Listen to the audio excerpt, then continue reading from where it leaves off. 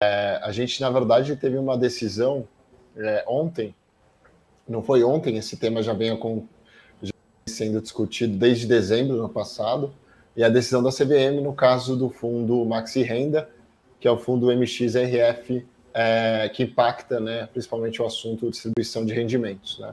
Então, assim, o que a gente viu ontem, inclusive o fato relevante foi emitido depois do mercado, às 20 horas, mais ou menos, né? E aí, vários de meus colegas também abriram lives, montaram grupos de estudo para entender os impactos, né, disso. E, mais uma vez, acho que assim, a gente teve ano passado a discussão, que era a discussão sobre a tributação. O IFIX chegou hoje a cair, né, algo em torno de 1%, o fundo, o MXRF, caiu também, como você bem disse, quase 3%, 4%, mas ele já está devolvendo bem, né? Mas basicamente falando da decisão, né, a decisão ela acaba dando insegurança no curto prazo, né? Ela é uma decisão que a gente vale ressaltar que ela é específica hoje do MXRF, cabe recurso ainda, né? Provavelmente o administrador BTG vai entrar com recurso. Há um entendimento muito plural, e eu acho que a gente está bem tranquilo quanto a isso, de que quase beira o absurdo, né? Se você começar a derivar para outros, o MXRF é um fundo de papel, né? Um fundo de recebíveis imobiliários, mas se você começa a derivar para outros tipos de investimento imobiliário, os fundos de tijolo, a gente acaba vendo o quão absurdo é. Né? Mas basicamente, o que aconteceu? Né? Ontem saiu, né, esse fato relevante, e, bom, primeiramente, acho que vale a pena ressaltar que foi uma decisão não unânime, né? Então, isso é uma coisa importante também, dizendo que os fundos imobiliários, né, no caso do MXRF, ele não poderia, assim como você colocou, distribuir mais do que o lucro caixa dele, né? O que acontece, né? Os fundos imobiliários eles foram criados lá em 93 pela Lei 8.608, né?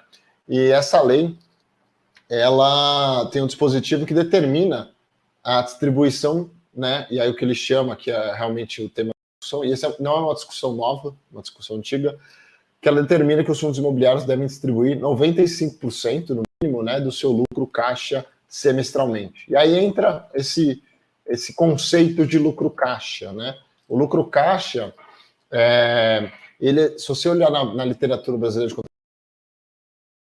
ele não é isso foi importado, né, porque os fundos imobiliários foram criados baseados nos REITs americanos, né, e que seria mais próximo desse lucro caixa é o FFO, tá? E que na literatura brasileira ele que não existe, né? Ele fica ali meio que no limbo, e os fundos operaram de certa maneira do jeito que o MXRF fazia e como outros fundos fazem, né? Então, com essa decisão da CVM, ela meio que muda a referência do que o fundo tem que apurar, né? Qual que é o resultado que ele tem que apurar para distribuir, né?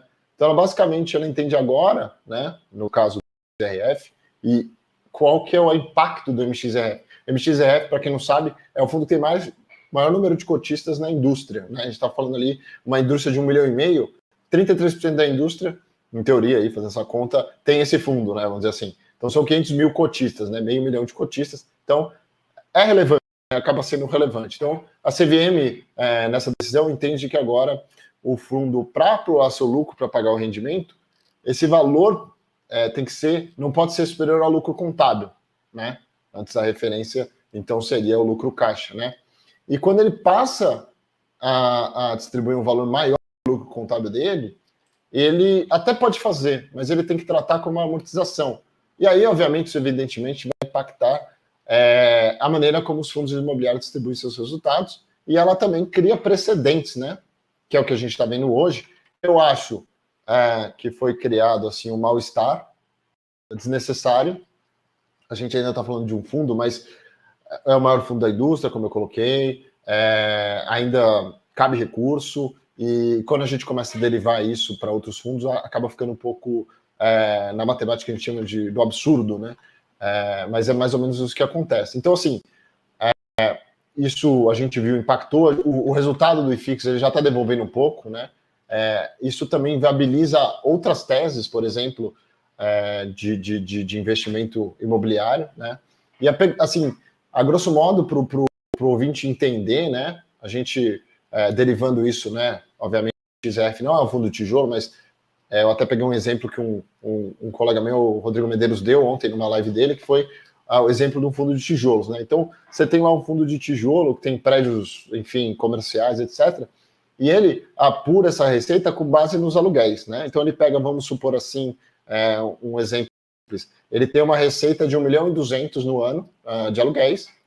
As despesas do ano são de 200 mil, né? Eu só fiz a base anual para simplificar.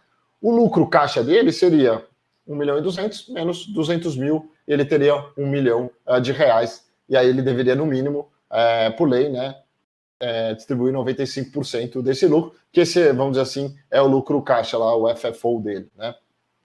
E aí a CVM vem e fala, olha, no caso de MXRF, não é bem assim, você tem que olhar aqui, é o lucro caixa. Então, para o fundo imobiliário de tijolo, né, o exemplo torna meio um absurdo, porque esse lucro contábil, ele contém também a reavaliação do patrimônio, né? A reavaliação do patrimônio do imóvel. Então, vamos supor que esse fundo que eu dei o exemplo de R$1.200.000 de receita de aluguel, R$200 mil de custo, ele tem um patrimônio hoje avaliado em 10 milhões em prédios, lá em lajes corporativas. E vamos supor que ele tem uma reavaliação negativa. 1 milhão a menos vale. Quando você vai olhar, você joga isso no lucro contábil. Então você vai ter esse 1 milhão de lucro caixa, né? 1.200.000 menos 200 mil, menos 1 milhão de reavaliação negativa. E aí você tem zero lucro. Você não vai poder distribuir o lucro. Aí a CVM fala mais, não, mas você pode. Só que você não vai poder distribuir rendimento. Você vai ter que distribuir, você pode amortizar, falar que é uma amortização. Beleza. Só que isso também impacta o cotista. Afinal, se ele tem uma reavaliação negativa, ele amortiza, acaba afetando quando o cotista for vender esse ativo, porque ele tem que diminuir o preço médio dele, grosso modo, e ele vai ter mais custos tributários na frente. Né? E o pior, né? Acho que o exemplo mais absurdo é quando o fundo tem avaliação positiva, né? Num cenário onde o mercado imobiliário está em expansão, enfim. E aí você tem, sei lá, ele tem uma reavaliação de R$1 milhão nesse imóvel, ele joga isso no lucro contábil, e aí quando ele vai fazer a apuração, ele necessariamente, por lei, né? Pela lei, distribui 95% do lucro caixa. Caso ele agora mudou a referência, o lucro contábil, para ele é o lucro caixa. E aí que ele vai ter que distribuir dinheiro e você concorda comigo que, assim, a reavaliação patrimonial do fundo, ela não necessariamente, ela não tem efeito caixa. Então ele vai ter que distribuir algo que ele não tem, né? Então, assim, chega nesse absurdo.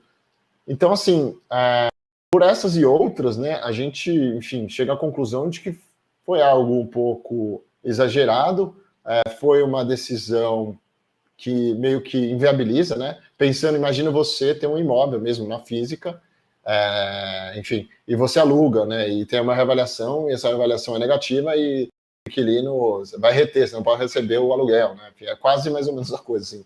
É quase mais ou menos isso. Então, assim, é uma coisa que meio que inviabiliza. Eu acho que a gente tem ainda muita informação para receber, para atualizar vocês. Eu tenho muito conforto.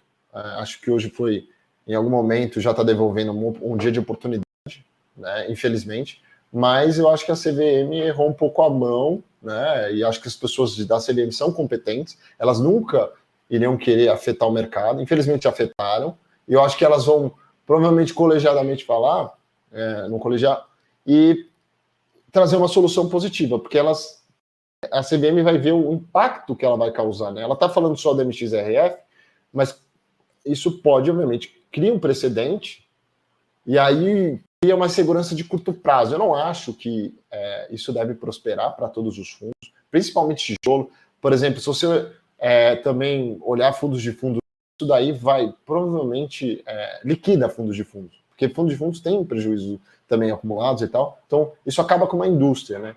E essa é uma indústria que saiu lá em 2014, 2013, de 80 mil cotistas para 1,5 milhão.